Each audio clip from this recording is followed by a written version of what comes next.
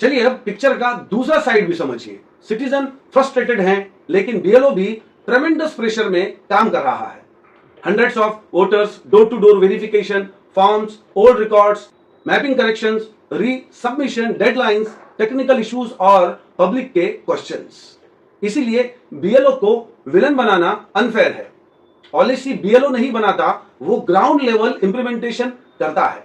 Citizen से request, cooperate कीजिए, correct information दीजिए और रिस्पेक्टफुली बात कीजिए। और बीएलओ से रिक्वेस्ट कि वो सिटीजन्स को सिर्फ फॉर्म नंबर मत समझिए, सिंपल लैंग्वेज में बताइए आपके नाम में ये डिफरेंस है, ये मिसमैच है, इस प्रोसेस से करेक्शन होगा, क्लियर कम्युनिकेशन होगा तो पैनिक आधा वही खत्म हो जाएगा। अब सबसे इंपॉर्टेंट कंफ्यूजन, आप एनोमली में आए, बीएलओ ने डिटेल्स चेक की, प्रॉपर नेम करेक्ट किया, फॉर्म रीसबमिट किया और स्क्रीन पर आ गया सक्सेसफुली सबमिटेड।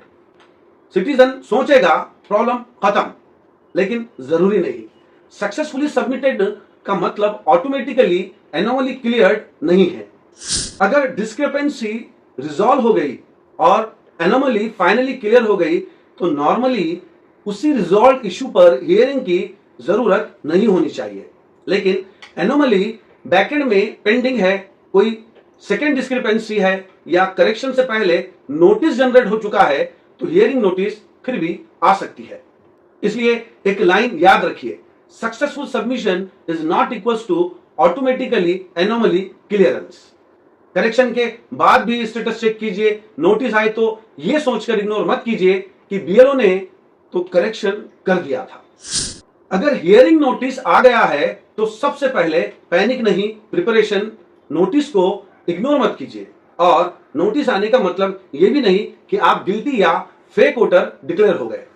हियरिंग आपको डिस्क्रिपेंसी एक्सप्लेन करने और सपोर्टिंग एविडेंस प्रेजेंट करने का अपॉर्चुनिटी देती है।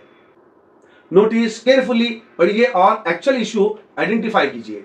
Name, age, surname, relationship, mapping, multiple mapping या कोई और डिस्क्रिपेंसी रैंडम 20 डॉक्यूमेंट्स लेकर मत जाइए।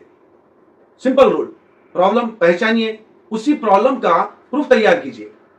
एक simple SIR document file ready रखिए।